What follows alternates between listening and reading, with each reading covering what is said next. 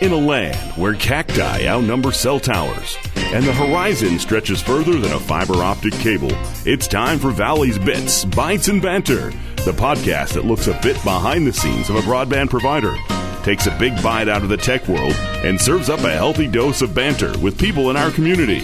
And now, without further ado, here's your host, Bob Dahlstrom. Hello again, everybody. Welcome back to Valley's Bits, Bytes, and Banter, the podcast that I do along with my co-host and partner in crime, Ralph Score. Ralph, how are you today? I'm doing great, man. Great. Me too. It's a great day today. Yeah, it is. Awesome. And we appreciate you guys tuning in and listening to all of our episodes. You can download, share, subscribe, like. You find us on Apple, iHeart, Spotify. We're also hosted on Podbean at podbean.com. Go there and search Valley's Bits with an apostrophe S. You can find us there.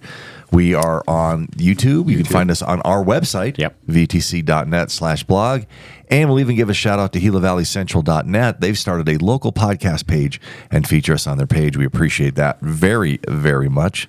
And we're excited to have an episode today of a repeat guest. Yeah, we're just going to tease everybody right now. We're not going to tell them who it is. And just to let you know, too, I checked the statistics yesterday. We are actually being listened to and checked out in about 20 different countries. We are worldwide now. Wow. As far as our podcast. So thanks. We appreciate you guys. I don't know that many languges. Bienvenidos. I can say that. How's that? Can you say that in Nigerian? I just no. Okay. I don't even know where to start, Ralph. With that's good. But thank you guys all for listening and tuning in, and hopefully you learn as much and have as much fun as we do. Yeah. With all our guests, we have great guests on here. If you didn't know, the whole focus of our podcast is featuring interesting people in our communities. Yeah, and we have no shortage of interesting people in our communities. Fantastic and phenomenal people to talk to. Constantly. And every now and then we return guests because they have a lot to talk about or even updates to give us. So there's another little teaser about today. Yeah, that's right. So anyway, a couple things we got going on. You know, a lot of people, they wonder, you throw the term around digital literacy a lot, right? You hear that. I recently attended a conference on digital literacy, and really it's a real important factor that a lot of people aren't aware of how big of an impact it has on people's lives, right? Part of it, of course, has to do with internet safety and cybersecurity and protecting yourself from scams, but it encompasses all the various skills and knowledge, including technical skills, information literacy, media literacy. It's crucial for accessing and evaluating information, communicating effectively online. It really involves, in some ways, understanding how technology works. In other words, even basic computer skills. Because some people are like, well, I don't know how to turn that on. So part of it's that. It helps students develop essential skills, right, and empowers individuals to adapt to new technologies along the way. It really helps to bridge the gap between the haves and have-nots as far as being able to access information. A lot of it is what it does, right? And it helps to learn responsible online behavior, and it's a skill that can be taught. And that kind of brings us into the fray of here. We've all been taught it. Yeah. And it can be taught. What we're starting to do now is to work towards an initiative for Valley to start really jumping in this with seniors and using this through the local library system to teach classes to seniors. And it's 4 major focuses. One is internet safety. Another one is basic computer skills. Another one is internet and email skills. And another one is smartphone skills. Right. So we're really working towards that. Part of it's figuring out what they call a story map in an area. In other words, how many people are actually being served in an area as far as technology. Is there a facility you can do a class? And then it's working with the libraries to try to institute this in. And we're actually kind of looking towards teaming up with a program called Senior Planet from AARP, which is really cool because it doesn't cost us any money because we're a co-op. So it's an existing program that curriculum. AARP puts on. Yeah, it's a really good existing curriculum. So we're kind of leaning towards developing that as a system that we can go out and launch for all of our serving areas, which is really cool. Hopefully we'll have some exciting updates on that in the near future. We can talk about on the podcast. Yeah, just really getting it going right now. So, right. Yeah. So it's a great idea. Yeah, I mean, things that we all don't know everything. Like I said, all the technology, we had to learn it. Everybody did. And some of these generations are born into it. Right? And it changes. That's just it. Yes. It changes. Just like how we have to learn something new about a new application or something like that, it's the same thing. Or a new process. So it's a constant learning curve. So even though people may be born into it and get used to it, it will continually evolve, which means continually updating your skills and learning how to use it. So I like that. I like that idea. Yeah. So, but now for some more superfluous information here, we're going to talk a little bit about, we're getting into summer now, which of course means the heat, right? And of course, we don't have heat. We don't have it quite as bad here as we do in places like Phoenix, right? Or Safford, or Yuma, or Pima, right? or Pima. But here's a couple of fun facts about it, right? Okay, the highest recorded temperature in Arizona history was 128 degrees in Lake Havasu, right? And Phoenix is close behind it with 122. And what does everybody say after that when you tell the temperature? It's a dry heat. Right. Okay. So's a microwave. Yeah. Speaking of that, yeah. So anyway, so DIY tattoos. This is something interesting, right? You ever wanted an Abraham Lincoln's face on your on part of your body? Well, leave a penny sitting heads up on a car seat for a few hours, pop a squat, and voila, you've got the 16th president burned on your skin for the world to see. Right? Please don't do that at home. Be careful. Please don't do that. Be careful with a silver dollar. Yes, don't leave loose change out in your car in Phoenix. That's what we're saying. If you're stuck at work and hankering something sweet, grab some pre-made cookie dough, a baking tray, and let your unshaded spot in the parking lot do the work for you. Right? Dashboard delights. Right? A lot of places around Phoenix and Tucson and that will discount soft drinks during certain times of the day. That's true. Yeah, summer, they will. McDonald's and Taco Bell offer dollar soft drinks for people patient enough for the drive-through, and Sonic discounts slushies and sodas. And making it much more affordable. And you've been warned, right? Arizona is so notoriously hot that the Department of Transportation has a page dedicated to extreme heat. Its best pieces of advice: drink water and stay inside. Yeah. Two best piece of advice you can give anybody. Yeah. Drink water and stay inside. Hey, I've some little technology trivia for you. Do you know what Microsoft Windows, we all are familiar with Microsoft Windows. Do you know what its original name was of the program? When they came up with it in 1981? The Gate. Oh, I like that. Yeah. From the gate to the window? From Bill Gates? Yeah. No, it was called Interface Manager. Interface Manager. Then in 1983, they got marketing involved, and it became Microsoft Windows. And they released the 1.0 version in 85. But literally, that's what it is. Yeah. It's an interface manager. But I mean, that's not just it's not a snazzy product name, right? So literally, marketing got involved, and they came up with Microsoft Windows. It's a good thing marketing got involved. Yeah, right? It's a really good thing. Can you imagine where it would be now if they still called it Interface Manager? Oh, my goodness. Interface Management, and it would be like 24.5, something like that now. Yeah. And one more thing. Did you know GPS is funded by American taxpayers? Did you know that? Isn't that through the who is it, the USGA? Oh, you're close. In 2021, they needed a budget of $1.8 billion to run the program in the U.S. The Department of Defense manages the program, and with extra funding provided by the Department of Transportation. Okay. But, however, there is U.S. law that ensures GPS is free for direct users and cannot be privatized. Kind of like vitamin C. Yeah. Vitamin C. But anyways, if you didn't know that, GPS is funded by American taxpayers. So on that interesting note, we can see you where you are. Sit in your seat, relax. We'll be right back after this short break, introduce our special guest today, and have lots more to talk about. Stick around.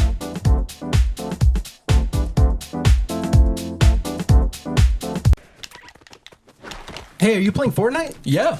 Let's go, man. I'm gonna beat you so bad. You know I could go pro if I wanted to. You do not stand a chance. Besides, we always just play against each other. Yeah, that's true. We need to find more people to play with. Hey, Valley Telecom has the Fiber Gaming Network, an online community where we can compete in tournaments and win real prizes, or just meet new gamers and participate in casual game nights. Whoa, that's so cool.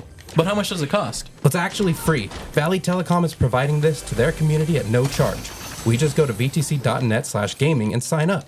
Wow, that's so awesome. Now I can show everyone I'm the best. Get in the game with a Fiber Gaming Network powered by Valley Telecom. Go to vtc.net/gaming to sign up today.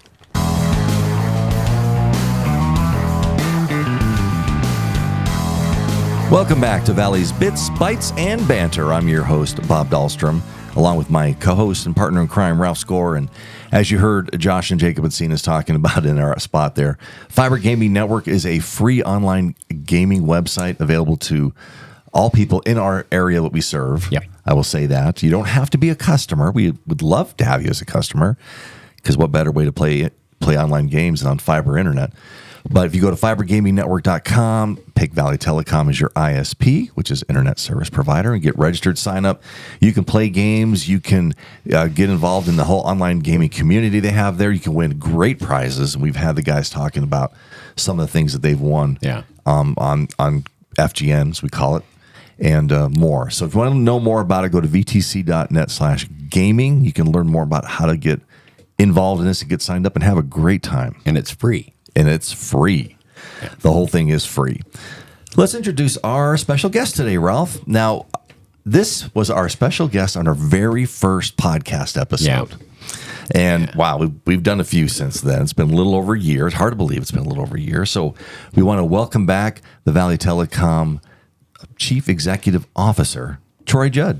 Troy, how you doing this morning? I'm doing great. Thanks for coming back. Appreciate it. Glad to be back. Oh, good. It's always a good day to spend time with Ralph and Bob. We appreciate it. We love spending time with you, too. When you get to, you're a busy, busy man. Yeah. So getting you to sit down and spend time with us, we really appreciate it. And a year.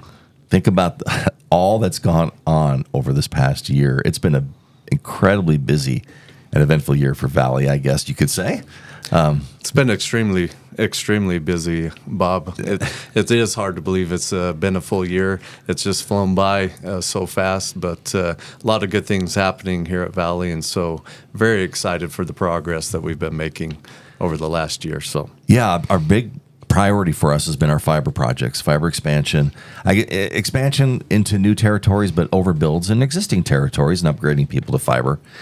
And let's talk about where we're standing right now. I know right now we've got one of the big projects we have going on is in Patagonia. That's a brand new community for us. And we've been going guns getting fiber in the ground there. How's that project looking for everybody? No, Patagonia has been a great project, and it introduces Valley into a completely new market.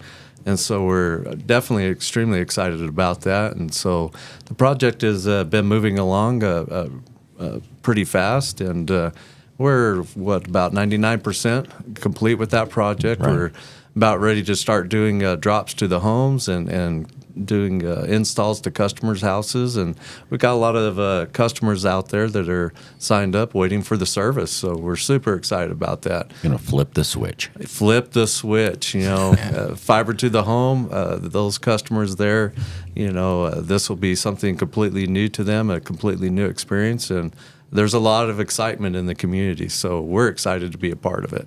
You always wonder when you go to a new community how we're going to be received.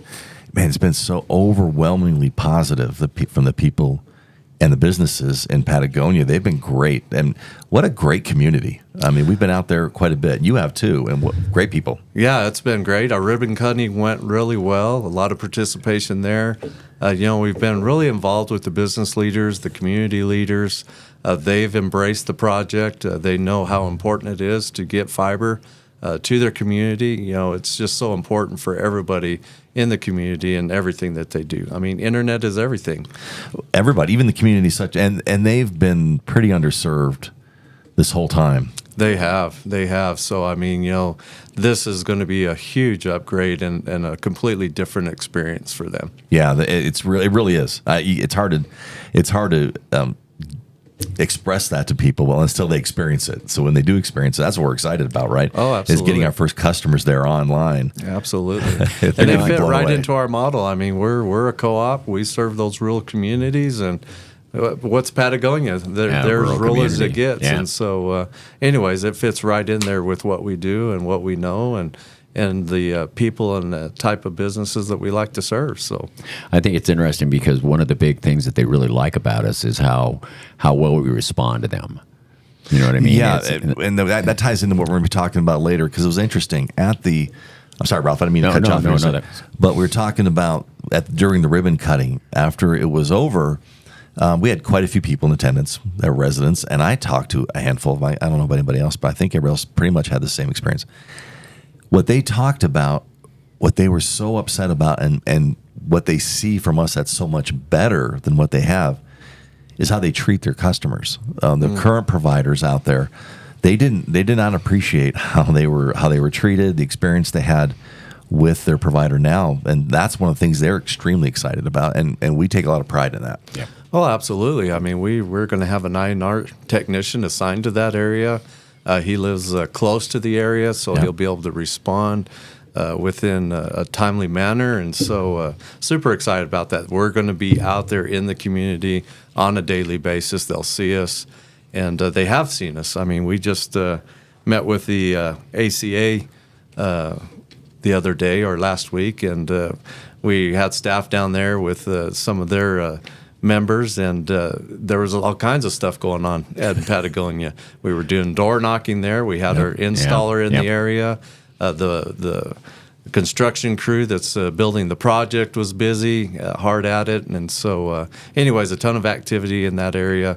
Everybody could see it, and and I think it's got the community super excited about when we sign or turn up that first customer. Yeah, we've taken many days and gone down there to make sure every residents we can to leave information or talk to somebody out there, and we've done it and talked to so many people out there. It's like I said, it's just I can't express that enough how wonderful the people in Patagonia, how warm they've been in welcoming us out there. And yeah, we've had a flurry of activity out there. Yeah, and we plan to continue that. I mean, especially as we bring them service. Just shows how local we are. I mean, we're a local provider, and that just shows who we are and what we're about. So.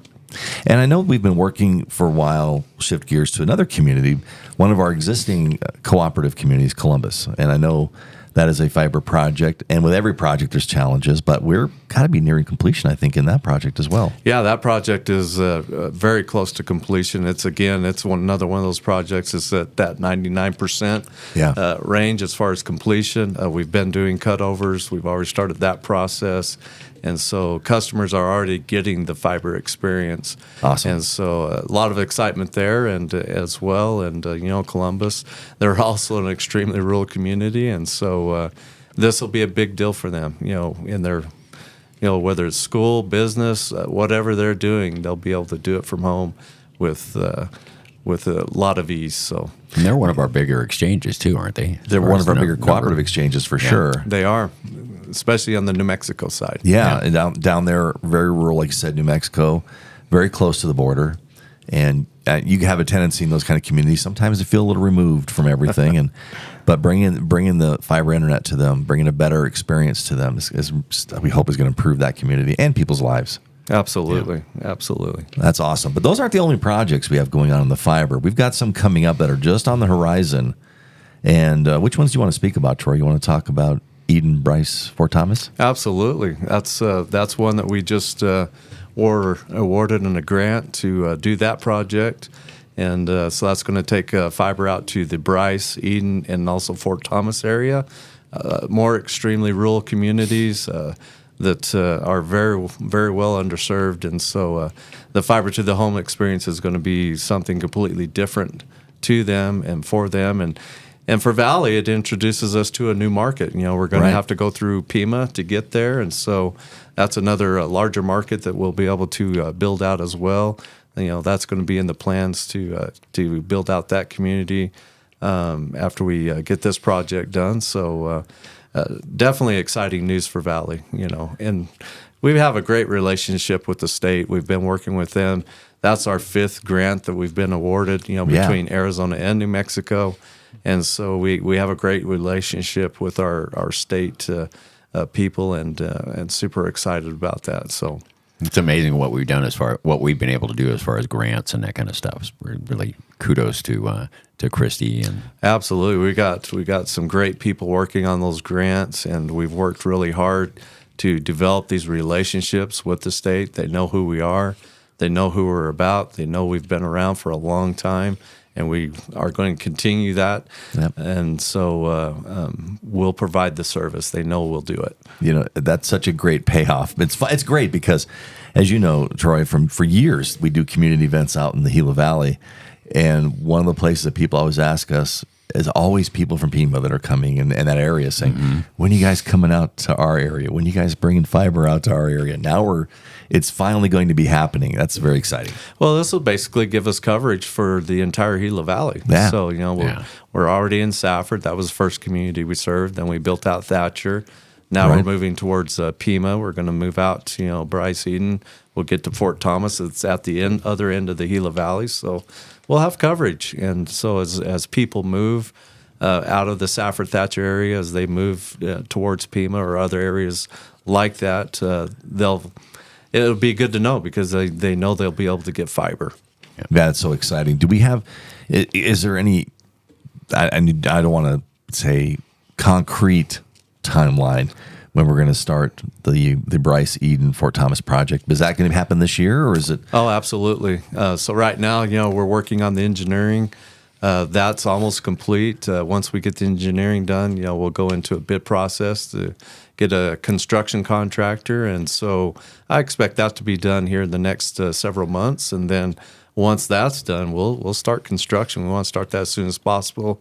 This grant specifically needs to be completed by June of 2026. So Right. we got a short window to get that built, and we'll move as quickly as possible. That is the one thing that I think to point out to people is you have to go through a lot of steps to get, and once you have everything in place, once you have your contractor to help you out, that's when the clock starts, correct? The timeline that it has to get done. Well, the clock started when we signed the grant. Oh, it already started. Yeah, the clock's already started, and what have you. So, but the first step in that process is you got to find an engineering firm, and Right. so we've done that. We've got a great engineering firm that's working for us. They're trying to find the best possible route to get from our current fiber in Thatcher out to Bryce, which is the first community that we're going to serve. And so, there's a lot of work that goes into that. There's a lot of right-of-way issues and permitting and things like that goes into that. So that's probably the biggest step. And then once you get that complete, you get your construction company picked, and that's another process in itself. And, who's got the time to do it? Because there's Right. a lot of projects going on right now. And so we have to go through that, and once we get that done, then we'll start building. Yeah. We'll do what we do best. And these are only the projects that we're ready to talk about right now. There are more coming. We're just going through the processes, and they're not official yet. Correct? Correct. Although we've been down doing the gate hanging in the McNeil area recently, which is a big, wide area. That's true. And it's. We call it the road that you can't get there from here. I'm sorry. Well, I think some of the other projects that we're working on. I mean, that's not the only fiber projects. Last year we wrapped up the Pierce Bonita fiber project. This year we're working on Sunazona and Elfrida. We're going to wrap that project up this year. Yeah. And then the one that's in the making right now, the other big project is going to Duncan, York, and Verdon, and replacing all that copper cable with fiber. So that's a project that we've got most of the engineering done for that, and so we fully expect to start that project towards the end of this year. So, Nice. And that's really exciting. I know Duncan, York area, as well as Elfrida McNeil, with they're currently served by copper, Right. the DSL, Right. is sorely needed in those areas. Oh, absolutely. That's Absolutely. exciting. That's exciting. Man, I see. We got all kinds of things that are happening. And yeah, you're definitely right. Just talking about that would think it's a busy year. All right. But there's been so much more going on, guys. We're going to take a quick break. And we come back, we're going to talk about some other things we're working on and some things that might affect some of you out there directly, especially if you have students. We'll talk about that when we come back, guys. Stick around.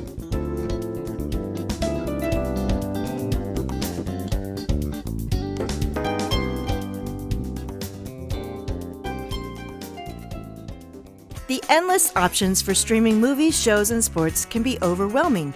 Valley Telecom is here to help with Stream Now, your ultimate online reference for all things streaming. Whether you're a binge watcher or just looking for a quick episode to enjoy, we've got you covered. Discover recommendations, compare platforms, and find the best content for your favorite streaming devices. Stream Now makes it simple to get the most out of your streaming experience. Enjoy the journey of discovering your next favorite show, movie, or live event all in one place. The best part is it's free to use. Unlock the door to endless viewing possibilities by going to gostreamnow.com/VTC today.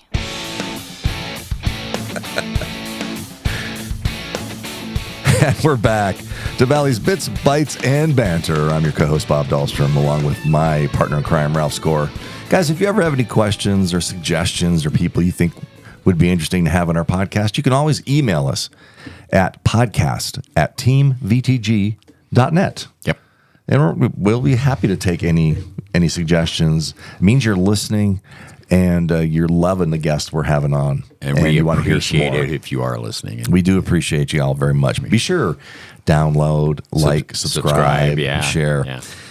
And we are back in the studio, and we're talking with Valley Telecom CEO Troy Judd, and we were talking fiber projects before the break. But let's get into some other stuff we were talking about, because fiber. Here's my segue. Fiber, right? The whole goal of fiber, obviously, everything runs on the internet nowadays, virtually, and it's improving people's quality of life, bringing things to a rural community that some of the larger communities don't even have access to. So we're really improving and moving beyond that and helping people out. And that's not the only way, right? We want to improve because we are a rural and we're cooperative, and we are owned by our members at our core. And we treat everybody like they're a cooperative member. I mean, Yeah. we really do feel it's part of the experience, and that starts at the top to put that in place all the way down. And one of the ways we're doing is with customer experience. Right? That's a big thing now. And I know we've been working on that. And even though I think, me personally, we're leaps and bounds ahead of everybody else, there's always room to improve. And that's one of the things that's been, I think, on your list, especially over this last year, is customer experience. And we've been doing a lot of that kind of stuff over this year. Yeah, it's extremely important to us here at Valley. I mean, we know that we're competing for customers. Sure. And we're also competing for employees. So we put that at the top of our list as far as something internally that we're going to look at, work on, improve on. And there's always room for improvement. Through this whole process, I'm hearing a lot of stories from my guys and certain things that they do when they're out there helping customers, and they go above and beyond and things like that. And it's always great to hear, great to understand, but we can always do a better job in a lot of different areas. And so that's where we're trying to move forward for sure. Yeah. And one of the ways we're working on that internally is training, right? Because helping people and give them the tools if they don't have the tools and things to think about a different perspective. And my experience in marketing with customers is going to be different than somebody's out in the field, or it's going to be different than customer relations when the customer comes in, or billing. So I don't want to take it all up. I want you to talk about it, Troy, but this was a way of bringing all the departments together to kind of collaborate. Oh, absolutely. I mean, last year I spent a lot of time out in the field with different departments. I went out with construction, I&R, the network techs. I spent a lot of time looking, watching how they do their jobs, how it functions, how it works within the company, how all the departments are related, and listening to the employees. What's their thoughts? What's their concerns? Different things like that. And it became very clear very quickly, training is the top of the list. And I imagine that's probably the same for a lot of companies. Training's always a struggle. How do you get it done? You got budgetary constraints, different things like that. And so what's the best way to do it? And then the other big piece of that is standardizing it. Making sure that every customer experience, every employee experience is consistent, and employees and customers know what to expect and stuff. So that's the biggest thing that we're working on is standardizing that, making it consistent, training all of our employees, making sure that every customer, every situation is getting the same attention that's deserved. So because even if you're not on the front lines, you're still on the front lines. Absolutely, everybody's got a customer one way or another. Yeah. Whether you're accounting, billing, I&R, construction, everybody's got a customer that they're working with, whether it's internally, externally, and that's the way we want to approach it. It's extremely important. Yeah, and I love that we've prioritized that. We're bringing fiber, we're bringing better communications. We could just sit back and say, hey, we're doing this, but we all know that like I said, we can do better. We want to treat our customers well and our employees well. And We've made a conscious effort to do that. We're a year into this program. It's been going great. We've had a lot of training, a lot of benefits. We've got a lot of new ideas from employees, and so it's been really good. we've got another year specifically with the program as far as on the implementation side and things like that, but it doesn't stop there. We'll continue on internally moving this forward, and you always got to progress. Things are always consistently changing, and so you've got to be moving with it, or else you're going to get left behind. You're right, and one of the things I hear this a lot, but it's even more true in our industry is the only thing that's constant is change. Oh yeah, constantly. Yeah, that's for sure. Well, not only that, but we also are in other programs that we reach out because we like to, we live where we work where we live, and we're out in these communities, and we do a lot of other things to tie ourselves to the communities. One of the things I think is a really neat program that we do is our summer student program. And do you want to talk a little bit about what that entails and what that means? Oh, absolutely, absolutely. We've what are we in the third or fourth year? I think it's the fourth year now. I think so. I think fourth. Of our summer student program, and so it's a great opportunity for graduating high school seniors to come and get real life experience.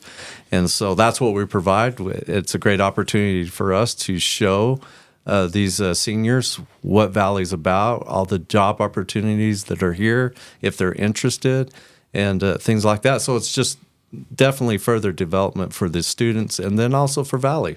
Yeah, we've actually hired a couple of them. Absolutely, we have. It's been great. True. So it's been a great program for us, a great opportunity, and it's benefited the community and Valley. So it's a win-win. I love it that these students too they're in different areas, right? So each student gets a different experience depending which department they apply for. Right. We have some students that work in the construction department. They go out with installers. They work in the billing department, marketing, public relations, accounting. Every department, they have an opportunity to go in and see what it's about, work with the employees that are in there, and get a great experience. Yeah, and I think a lot of people, they give the generations a hard time, right? The later generations. But all I know is this. Like you said, this is the fourth year. We've had phenomenal students that have come work for us. Well, the application process and the students that we get applying for this program have been absolutely, just like you said, phenomenal. We've got great students, and they want to be here. They want to be involved and participate and work. And so, the application process and the students' involvement has been great. No complaints here. Yeah, it's been fantastic. And the interesting part is, and I think, again, like you said, everything can always improve and get better. We always get feedback at the end of the program, at the end of the summer, from the students, right? And how the program worked for them and how things have gone. I think that's a good way to improve. No, the feedback is great because you get a completely different perspective. Yeah. They may see something, and we have had students that have said, "Hey, well, what about this?" And again, it's just something that's new and different, a different set of eyes, and we've got some of the best students coming in, and so we've had a lot of improvements from this program. I think that's awesome. Well, it's kind of like our scholarship program. You get the applications, and you really see the ones that rise above, that want to get ahead, and it's pretty phenomenal to see what happens with them. That's true. Let's quickly talk about the scholarship program. I think that's something. Anytime we go out and do anything in the schools, I bring it up, and it never ceases to blow people away. Yes, a lot of people do scholarships, and that's fantastic because education, we all know, is expensive, right? You got a high school. It's hard to afford it out of your own pocket, your parents' pockets. It can be tough. So we do what we can to help. And this year was no exception. Oh, yeah. This year is another great year. We gave out, $125,000 in scholarships total. And the neat thing about it, though, is how far the reach is. I mean, we've got students in Morenci, Duncan. We had some in Safford, Pima, Thatcher. Animus. Yeah. Even Elfrida. Yeah. And so San Simone is another one. Here in Wilcox. So the outreach is enormous. A lot of different students are benefiting from this program and able to go to school. And the good thing about it, too, is just not for graduating seniors. It's for recurring student, continuing education. Right. Who are wanting to move on or continue on with their secondary education, and so it's a great program. And we've been doing it for a long time too. Oh, we've been doing it for 25 plus years. Yeah. I mean, the foundation's been around for quite a while, Yeah. a self-sustaining foundation. And so it's another great thing. And so super proud of this scholarship program that we have. And that's one of the distinctions I like about it. There are a lot of scholarships out there that are just a one-time, and they get you started, which is great.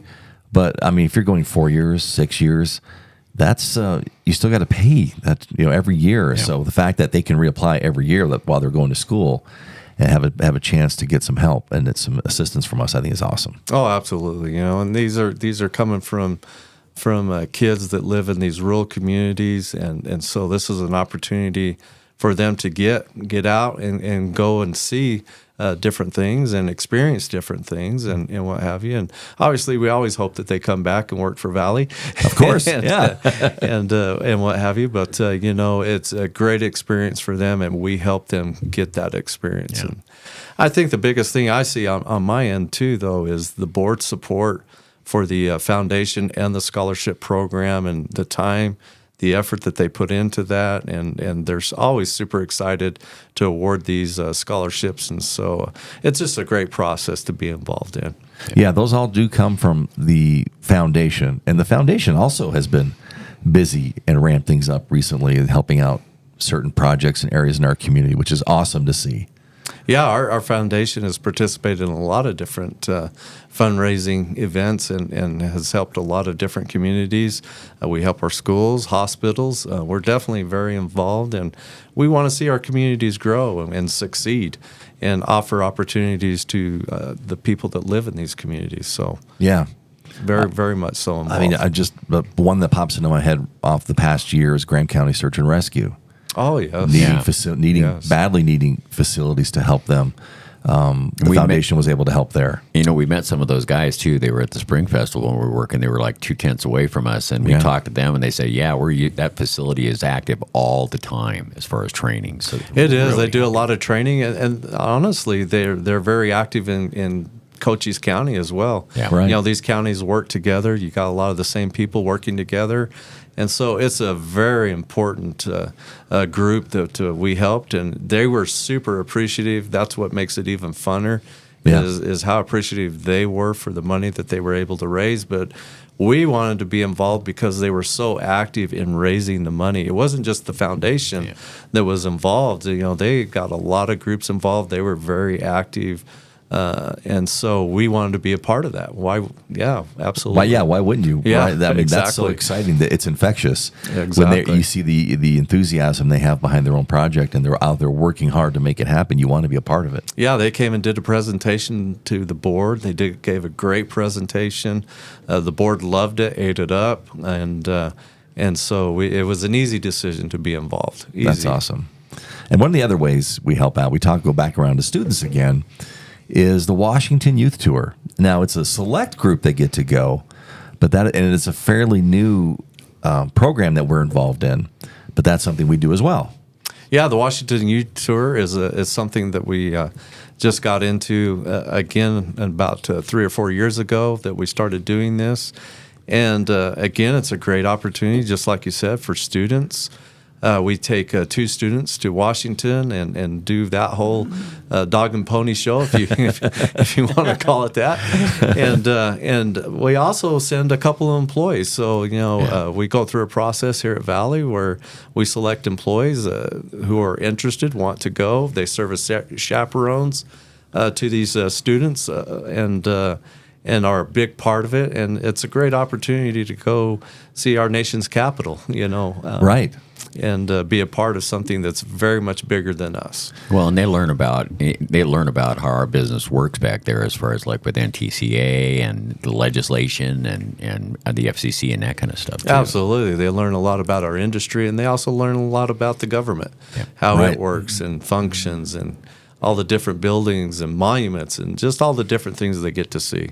And they're in a fairly large group of other rural students from around the country, their own peers that they get to meet and see how things and learn how things work in other states and other counties and how they do absolutely. things. It's a very large group, very large. It's awesome, guys. And all these projects we're talking about, things you can learn about these and more on our website at vtc.net. And as far as our fiber expansion projects, Ralph. Fiber expansion.